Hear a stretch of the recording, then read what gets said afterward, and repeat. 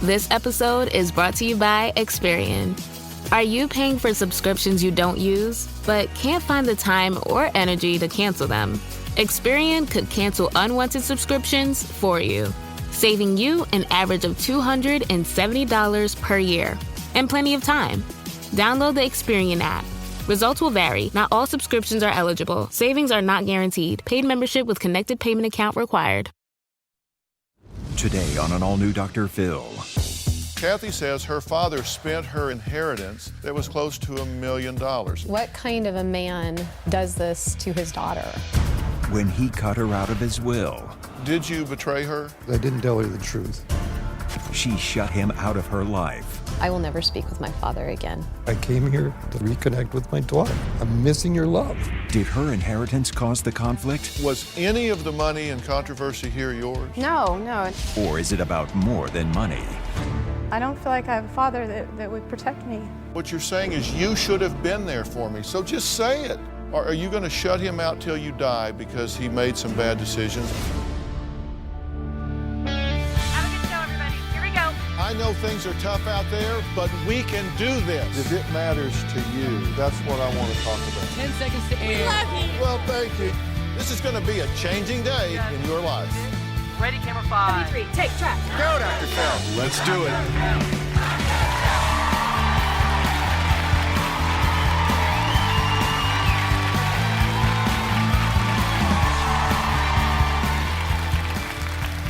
Well, today we're talking about a 5-letter word that can many times come between loved ones and divide families forever. Anybody guess what I'm talking about? M-O-N-E-Y. You bet. Money. From battling over inheritance to what's fair when it comes to prenuptial agreements, we're taking on some of the biggest and most controversial money fights. Now, see these 2 empty chairs here? They represent a father and a daughter who've had their relationship ripped apart over an inheritance worth close to $1 million. Take a look. My father gave away close to $1 million to my brother. I am left with no inheritance. This was not the intention to take my daughter's inheritance away from her. I invested in real estate with my son. At the time, it seemed like a good idea. I didn't tell my wife and my daughter that I was spending this much money. My father forged checks totaling $58,000 out of my mother's account. Cashed out $502,000 in stocks. Took a $200,000 equity line of credit out on their home without my mother's knowledge. My father stole my son's college funds, totaling $69,000. It's one thing to do something to me. It's another thing to do something to my children. She felt that she equally deserved the amount of money that her brother got. I want to know, how could he give all that money over all those years to my brother, and where is it now? What kind of man leaves his daughter out to dry? I certainly wish my daughter would understand that I love her as much as her brother. If Ed does not tell Dr. Phil the truth, I will never speak with my father again. I'm done. Well, so it seems to be an important conversation we're getting ready to have. Kathy says her father's dishonesty has dramatically changed their relationship. I worship the ground that he walked on. Now, the relationship between Ed and I is non-existent. I don't think he deserves to be called Dad. I refer to him as Ed. I absolutely cannot handle the lies and manipulation. When he calls and I see his phone number, I start shaking. I've changed my number a couple times and not given it to him, and I've blocked him from my email. I don't want to see a written word anymore from him because it means nothing to me. This has completely devastated and changed my life. What kind of a man does this to his daughter? Well, Ed admits that he betrayed his daughter, and he says he's apologized for that. But Kathy has still not forgiven him.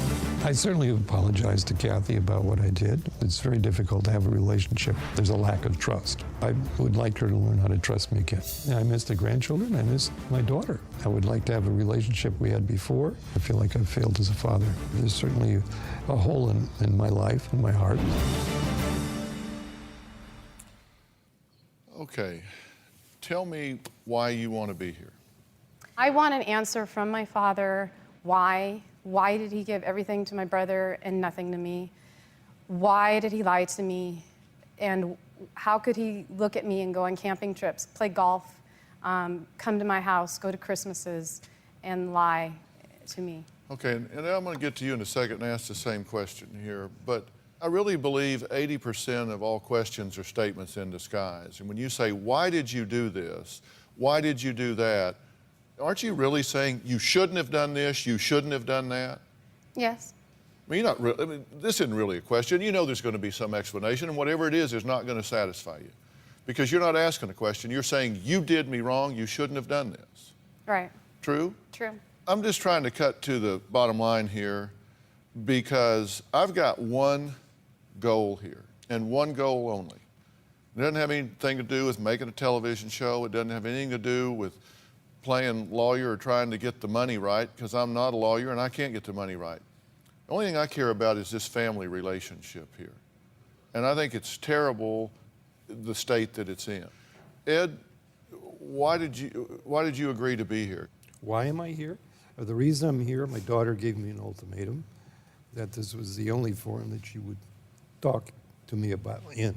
So I'm here for that reason, because I certainly desire to have a relationship with my daughter and my grandchildren. Did you betray her? I betrayed her because I didn't tell her the truth. That's how I betrayed her. I've got bones to pick with both of you in this thing, actually. How did this involve you? These were things that involve business decisions you made. Then they didn't work out. We know that. And trust me, you're not the only one to make bad investments. You're not the first. You're not going to be the last. But this had to do with his relationship with his wife, who's, of course, your mother. How does that involve you? Because was any of the money and controversy here yours? No. In fact, I've always stood on my own 2 feet. My father, you know that. I've always prided myself in trying not to borrow money or ask for money, and if I did, I would feel bad that I asked, and that is part of the betrayal, because I did ask to borrow some money for some legal fees. I don't feel protected by you. I don't feel protected, and that's a part of the betrayal. One time I asked to borrow money, and you said, no, you didn't have the money. And I looked back in records, and that very same month, you had given my brother $17,310. But why would you not let me borrow less than $1,000? It's not about the money. It's about protection and protecting your daughter. Well, I do believe I did give you some money, but it was not the way I'd like to give you more money to help you out.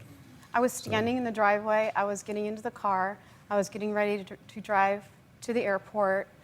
You said no. My mom went inside. She got a yellow checkbook, which I now understand that she had inheritance. I didn't know. I never got involved in your money. And she wrote the check for me. She signed the check. It was from her inheritance. Well, when you say I gave your brother money, I invested money to cover the paying of taxes. You paid his child support. I paid for the taxes of a house is what I was paying taxes for. You paid for his child support. Okay, but now, wait a minute. You say it's not about the money. Mm-hmm. Okay, so all of this that you've told us, we're through talking about that then. Okay.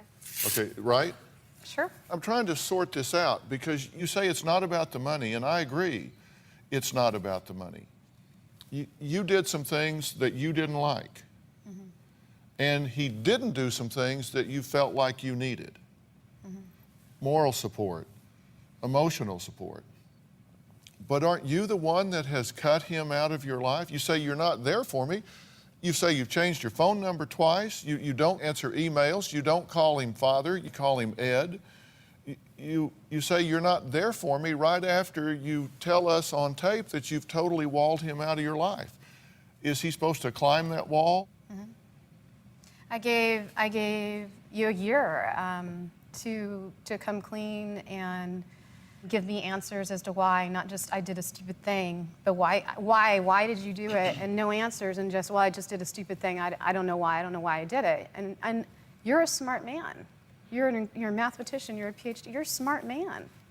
So I don't know why, and it doesn't really cut it for me. Well, I mean, originally when I made these investments, it was the time when I was trying to establish a business and help your brother out.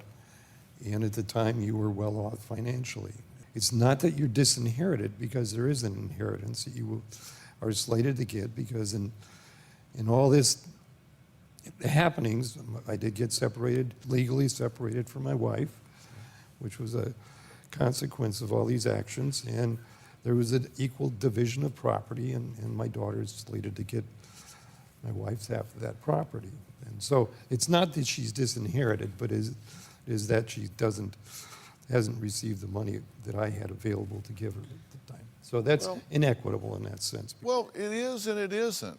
Look, we're going to take a break. It's been 2 years since Ed last saw his grandchildren. I hate that. They don't call him grandfather. They don't call him grandpa. They call him Ed.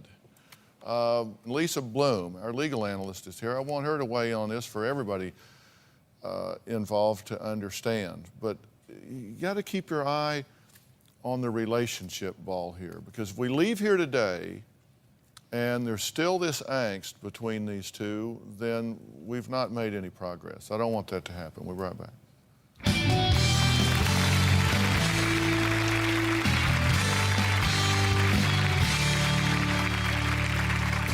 The hardest thing about this is my children. He can do what he wants to me, but if he's gonna hurt my kids in this way, it's horrible.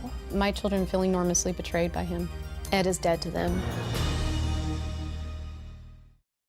Tomorrow on an all-new Dr. Phil. What do you think happened to your mother? They said that my dad killed her, but I'm not sure. Their mother vanished. Kimmy has not been found. Their father under suspicion. Why haven't they arrested him for this? Their baby brother an innocent victim. Did he kill his own son? Now, the daughters speak out. I think he had something to do with your mom's disappearance. If he was able to do it to my brother, I think he probably did something to her too. That's tomorrow.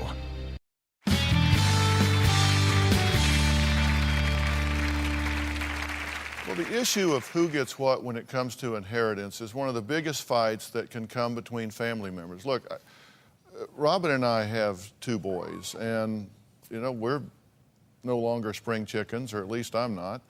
And I look at this and I think, you know, how would I feel if I was in your shoes, Ed?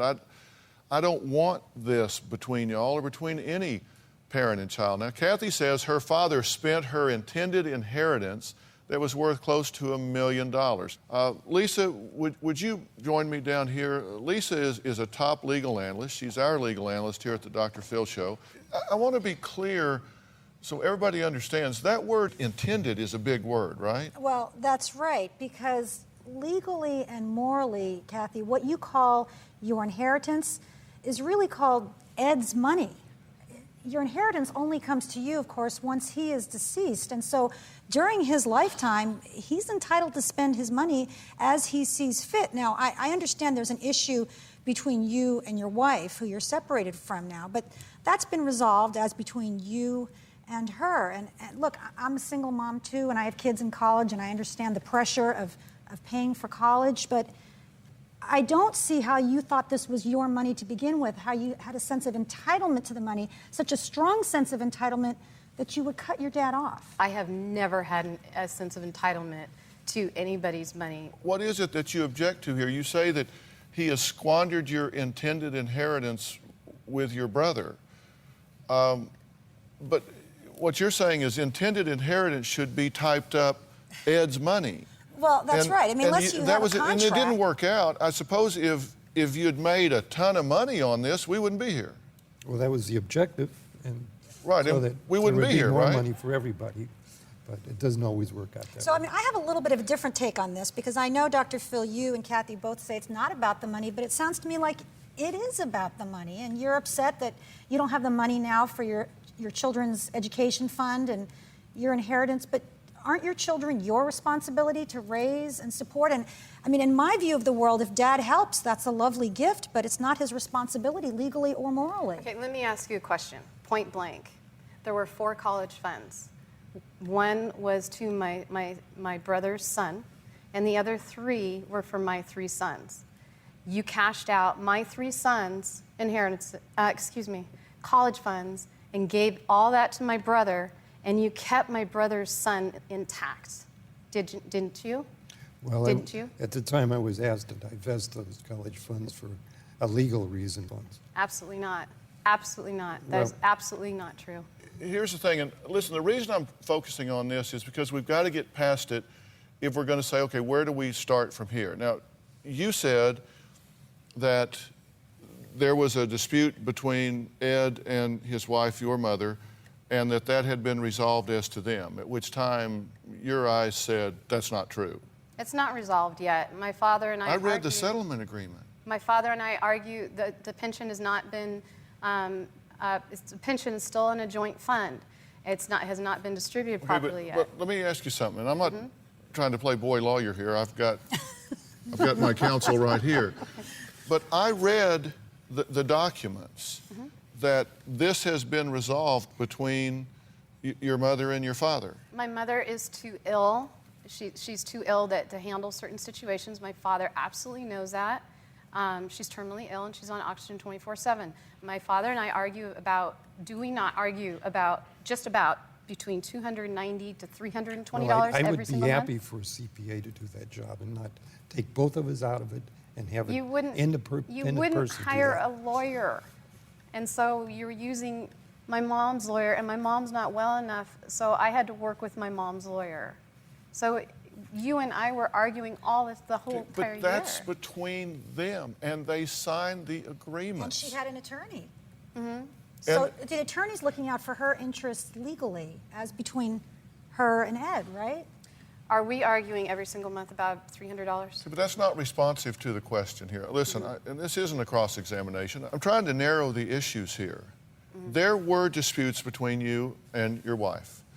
You guys resolved those things. So that's done. But there's certain things that he's not doing that she needs to have done, and you told me you're not going to do them. You're not going to... Okay, but now are we talking about his relationship with your mother? Or are we talking about his relationship with you? Because every time I ask you a question about you, you want to talk about somebody else. This is between Ed and your mother. Now, do you care about your mother? Yes. Are you a self-appointed protector and guardian of her? I hope so. I mean, you're a daughter, you love her. I get that, I really do. But at some point, you got to stop complaining and start asking, what do you want this man to do? Is there a formula for success for him to restore this relationship? I'm not asking you to choose between your daughter and your son. I'm not asking for that. You have been enabling my brother his entire life. I think you missed the part about stop complaining and start asking. What do you want him to do that he's not doing? I want you to stop enabling my brother. Does that mean investing with him, giving him money? Yes. He took $16,000 in August. That's not true. I don't know what to say about that. I'm not investing money with my son now because I don't have the money to invest. So. You told me 6 days ago he took $16,000 from your Bank of America account. I'm sorry, I don't. Can I ask a question? When your kids are a little older and they're adults, would they be allowed to ask you questions about how you spend your money? Sure. Because, maybe we just have different points of view. I could never imagine my kids sitting across a chair from me and saying, well, you spent this money on this and this. It's Ed's money. What if he had invested it and had done very well? Right? A lot of people invested in real estate and did well for many years. The problem I have legally and morally is where the assumption comes from that you have the right to not only ask them these questions, but cut your children off from their grandfather because you don't like the answers.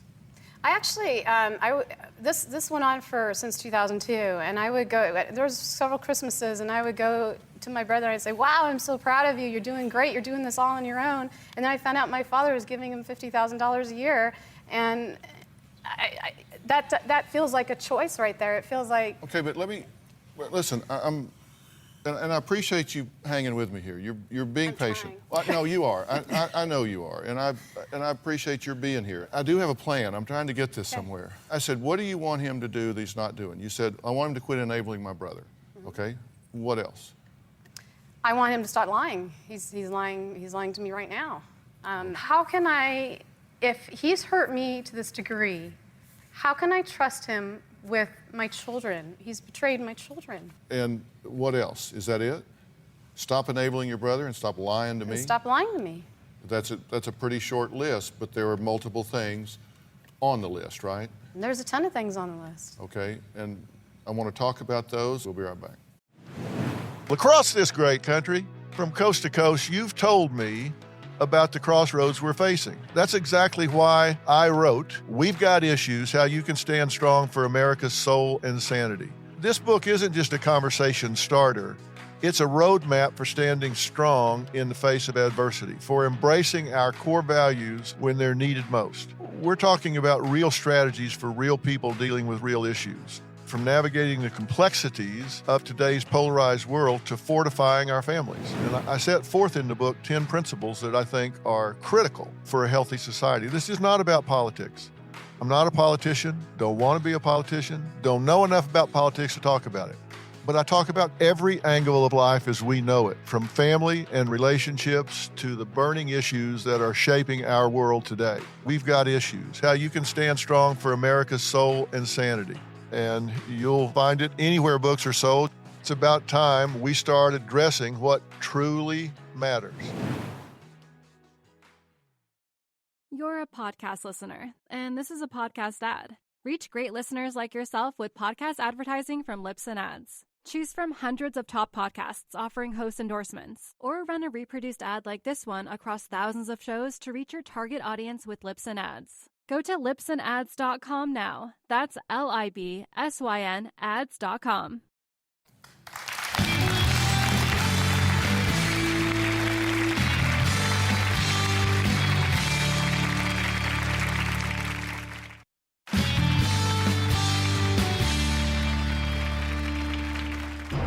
I want to know, how could he give all the money away and where did it go? I cannot handle this emotionally any longer. If anyone can get the truth out of Ed, it's going to be Dr. Phil. When it comes to money, you can never put a price tag on the value of family, although some people seem to. Ed claims that his daughter Kathy is more concerned about her inheritance than her relationship. Now, I'm going to start asking your dad some hard questions here in just a minute, or as you call him, Ed. But you've got to own what you have to own about this. You are jealous of your brother. You are bitter about the fact that he's done things with him that you wouldn't want him to do. And you feel like that he has shown favoritism with him. You said he cashed my boy's college funds, which is still Ed's money, by the way, and not your brother's kids. That's not right. That's not fair. That's not equitable. I agree with that. But let's call it what it is. You resent that, do you not? Am I jealous of my brother? Have I ever been jealous of my brother? Ever? Well, Ever? I don't think you are. Never. Look, I am not jealous of my brother. Do you want to use the word resent? I'm afraid. I'm actually afraid of my brother. Well, we can play semantics all day long if you want to, but he is doing things with your brother that you believe to be at your expense. He's doing things with my brother that are to a lot of people's expense. You don't want to own any of this, and you can't change what you don't acknowledge here. Look, what has happened has happened. Did you make bad decisions? I made some bad decisions. Yes. Did you betray your wife's trust by doing things without getting her permission, her agreement to those things? Correct. Pardon me? Yes, I did. Yes, you did. What do you need to hear him say that he's not saying? How do I get over, 10 years or more, I don't know how much lying went on. I had so many conversations with you where I was like your sounding board and I was very empathetic with you and I would listen to you. And those are all the lies. That's all the betrayal. It's not the money. It's none of my business. The money has never been my business. However, when in 2007, I had to walk into the courtroom on my own and you wouldn't fly up there to come with me, to be there for me. But you're not asking a question. What you're saying is, you should have been there for me. So just say it. Don't ask the question, how do I get over it? Say, you should have been there for me, and you weren't, and that hurt me. Why were you not there for me? I would like to have been there at the time. I was dealing with some strong personal emotional problems that I had to deal with, and I was not able to come up at that time. 6 days ago, I told you that... Wait a minute. Don't ask the question, get an answer, and then just move on. You're not... That's why I'm saying you're not really asking questions, because you ask a question, and the man gave you an answer, and you didn't even acknowledge it. You just, let's talk about something else. Because I don't want to ask questions. What I want to do is just peck. He answered the question. At least respond to the man. I guess I don't believe very much. Okay, then say that. You're asking, how do I get past this? This is how you get past it, by me bringing you back to the issue. You won't deal with the issue. All right, next, the one thing that Kathy needs from her father that she is not getting.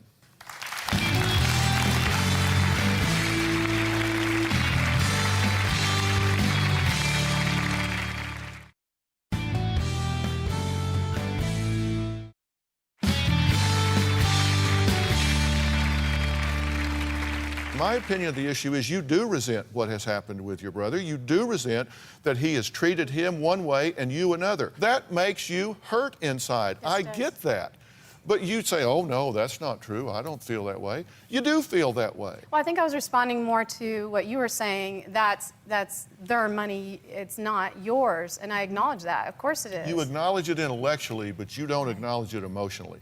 Emotionally, you feel like it's been taken from you, and it has. I mean, that's true.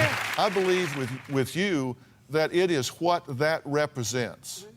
That he invested is a good word. He invested with his son, and he is not invested in his daughter, not money-wise. You've been in some tough stuff where you need a dad to step up there and say, come on, let's walk up these steps to the courthouse together. Come on, girl, I got you right. And that's what you needed, and that's what you didn't get. And you want to know how to heal this relationship. You never get through parenting. No, I realize that, and it's sad. And I feel... Well, what do you hear her saying she needs from you? Well, she needs some love and support. And unfortunately, I'm not being able to give her that love and support because I don't have access to her. Do you want access to her? Yes, I do want access to her. What role do you want to play in her life? I mean, you've apologized for the things that you acknowledge that were bad decisions. You've acknowledged that she has some key points here, but she's sitting before you now and says, you know, I need my dad.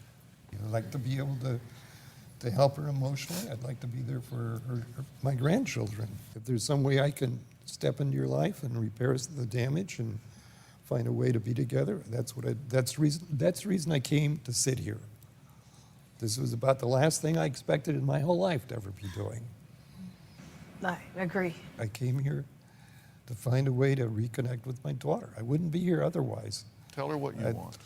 And I would certainly like us to find a relationship like we had before, where we could be together and you could feel the support that I hope you once felt. Do you miss her? I certainly do miss her. And she's a darling of my heart. What do you miss about her? You know, fathers and little girls are real special.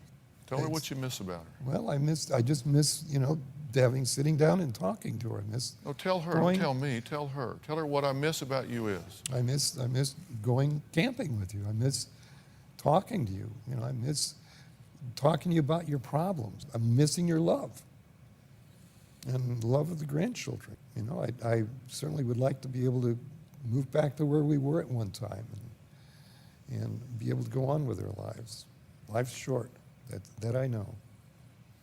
So I miss you dearly. If something were to happen to your dad, God forbid, and you put this deep and heard what he just said, what would you wish you had said to him? I pray for you all the time that you can work on that you could have more of a pure heart, and be honest with yourself. I don't feel you're honest with yourself to the degree that you cannot be honest with me. That's what you would want to tell him. If you had one last chance, you'd want to criticize his ability to have personal insight. That would be your last moment in time with your dad. You just want to say, I hate that you have. I don't think, if my dad's been dead like 15 years, I don't think I'd want to say that to him. I don't think I said I hate anything. Obviously, the big question is, can this father and daughter heal this relationship, and are they willing to do something to move in that direction?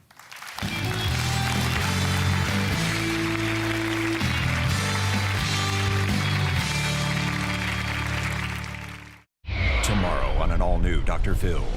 Their mother vanished. They said that my dad killed her. Their baby brother dead. Did he kill his own son? Now the daughters speak out. Did your dad do it? That's tomorrow. Closed captioning provided by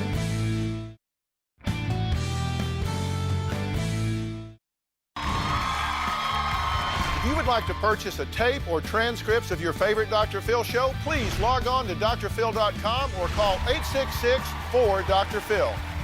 That's 866-437-7445. 866-437-7445.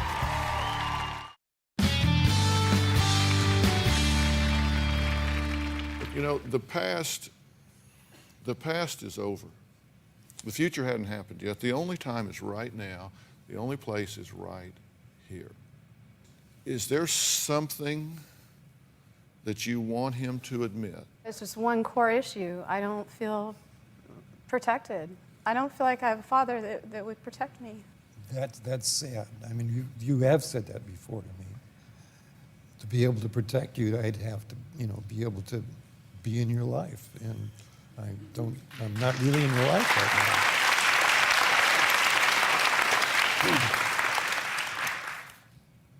At this point, you said it, life's too short. I mean, well, what are they going to do to you now? I mean, hey, I'm on this show. There's nothing anybody's going to do to me. And you got to give the boy credit for coming. I'm amazed, and it meant a lot to me for you to come on the show. Absolutely, 100%. And I know this was hard for you, but in all honesty, are you not glad that you're here talking to her?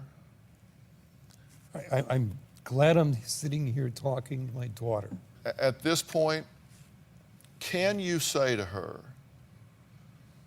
from the absolute core of your soul, that if I am in your life, I will be trustworthy and I will protect you to the best of my... If I'm in your life, I will do the utmost to protect you, be there to give you support. Can you do that a day at a time? So you know what? There have been a whole lot more good years than bad. I mean, he's made a mistake. Is this a life sentence? Or are you going to shut him out till you die because he made some bad decisions and it betrayed you, all of which he has admitted? You got to be willing to say, look, I'll do this a day at a time. I will do this a step at a time. And if you need more of these sessions, I will make the resources available to the two of you to have those sessions and to do that, do whatever it takes to keep that traction going. But you've got to be willing to say, this is either a life sentence and you are banished till the day you die, and I won't come to your funeral. I mean, it's a life sentence and beyond, or you can say, I'm going to start trying to rebuild this a step at a time. If we take you from here right now, put you guys in a private room, will you sit down and have that conversation right now today? This is a choice point. No cameras. Sure. Just the two of you. By yourselves. By yourselves. I guess, yeah, okay. Let me put it this way. Lady, what do you want? Seriously. You have said, I am alone. I need my father back in my life. And we never get through parenting these kids. I don't care how old we get or how old they get. We just parent in different ways. You need that. I know you need that. And you're not wrong for needing or wanting that. He came here today, and he has said, yes, I want to sit down with you. And you go back and sit down and do that. And you go, yeah, whatever, sure. No, that's not what it is. I don't want to get caught in him to lie to me anymore. Then don't ask any questions. Just go back there and share with him where you are. Bring him up to date. Will you sit down and talk to this man? Of course. And not call him Ed while you're doing it. Take that chance. It's worth the chance. You're worth the chance. Your kids are worth the chance. Your future is worth the chance. I buried my dad. I'm telling you, take this chance. Okay. But there's something that I want to say. There's something I want to say. Sure. I have been highly disrespected since 2007 from you. I've been insulted. I've been yelled at on the phone. You've told me that I can't add and subtract. You've told me I better go get a man to add and subtract for me because I don't know how to do it. You have insulted me and sworn at me over the phone. No, I don't. Have you? Okay. What's your point? He's been ugly to you on the phone and disrespected your competency, when in fact we know you're quite competent and have demonstrated that throughout your life. Where's this going? I guess I'll try. I'll try.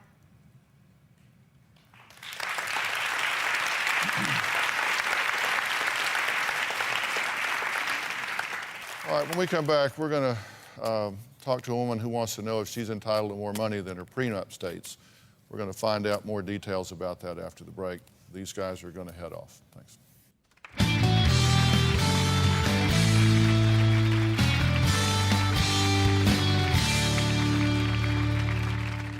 I have been married to a man for the past 7.5 years. I think I'm ready to divorce him. I want to know if because I signed this prenup, is that all I am entitled to? DrPhil.com, brought to you in part by Activon Ultra Strength for powerful pain relief. A convenient applicator means no messy creams.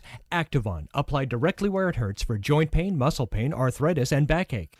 Travel consideration provided by Eggland's Best Eggs, the best in nutrition, just got better. Now with even more of the vitamins your body needs, like vitamin D. Plus omega-3s. Eggland's Best, the better egg. If you want to be in the audience and you're in the Los Angeles area, then come join us, because we have a lot of fun here, right? All right. Call 323-461-PHIL, 323-461-7445, or email us at drphil.com. The tickets are free.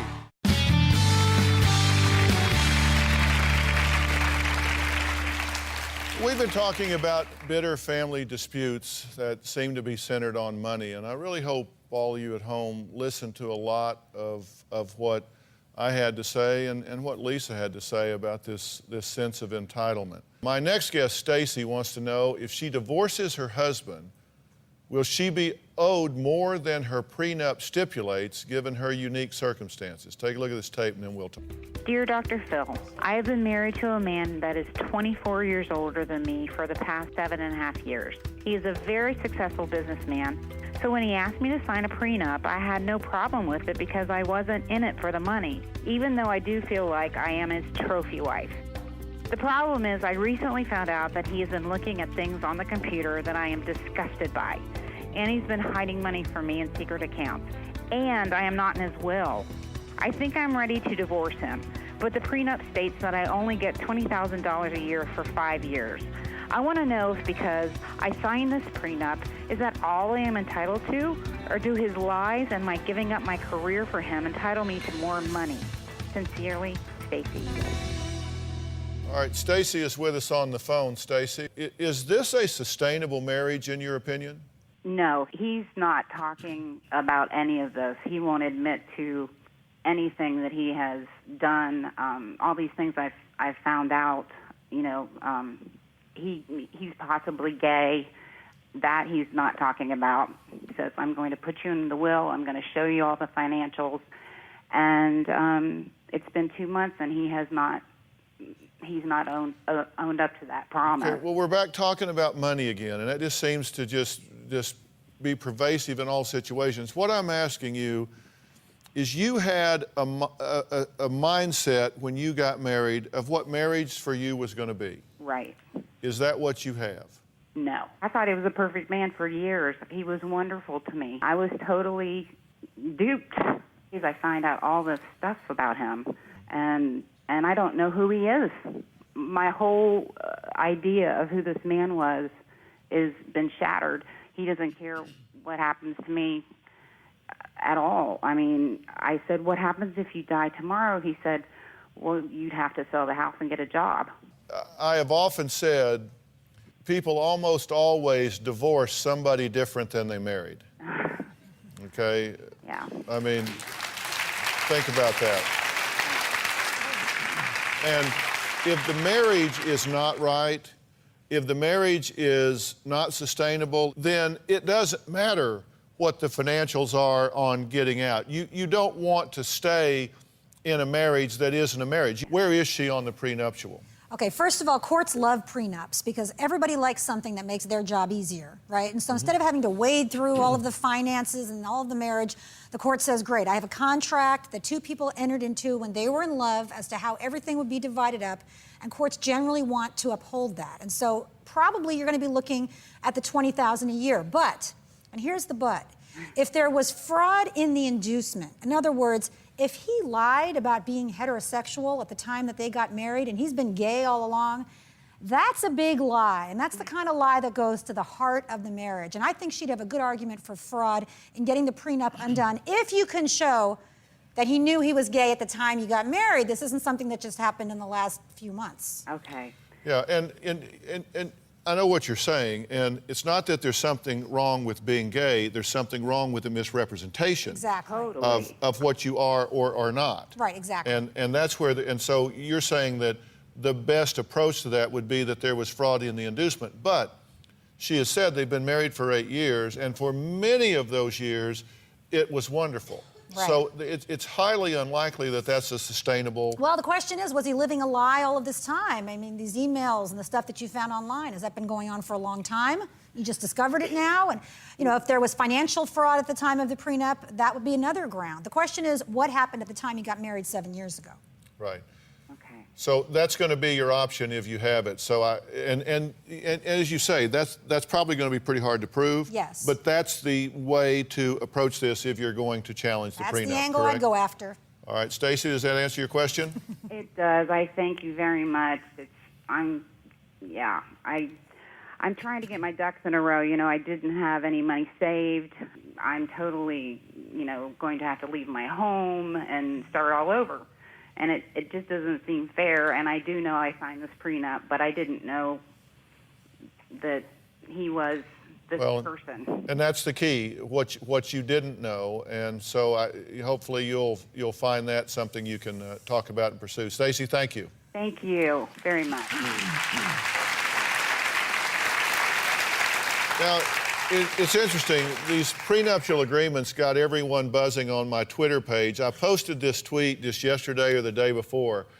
I was working on this show. I work on these at home and work on them way in advance. And I put this up. I said, hey, ladies, how do you feel about prenups? If you married a guy with big bucks, would you sign or would you be offended at the request? And if you had money, would you ask? How'd you get all that on your Twitter page? Well, count it. No, that's 140 characters. Count them up. Okay. It comes out dead zero. Count it, because I go back and make it fit. You're one of those guys, right? Okay. Here are some of the responses, and I have to say, women were really divided. One said, I'd be upset. I believe marriage is a lifetime commitment. One said, I'm going through a divorce now, and I wish I had one. Another said, I would sign it because I'm in it for love, not money. One said, he shouldn't ask me to marry him if he thinks I'm going to run off with his dough. It says, of course I would, but I would enter my own clause. If you cheat, the prenup is null and void. That's a good one. We'll be right back.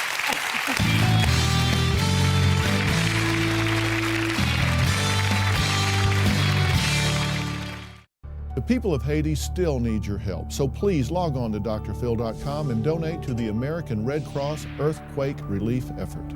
Thank you. You heard what I said on the show, but to find out what I said after the show, visit drphil.com and click on Dr. Phil Uncensored. Well, I want to thank all of my guests today. We've been talking about these things because they're so important. And let me tell you, everything comes and goes, but family is so, so very important. Sometimes you're right, but you're unhappy. I mean, you just got to decide, do I want to be right or do I want to have my family? Do I want to just choose not to react and pick a different battleground? It's worth it. Special thanks to Lisa Bloom, our legal analyst. Thanks for being here and talking about all this. We'll see you soon. So long.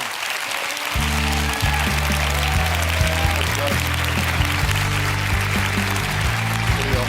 Bye-bye. Thanks. See y'all. Bye-bye.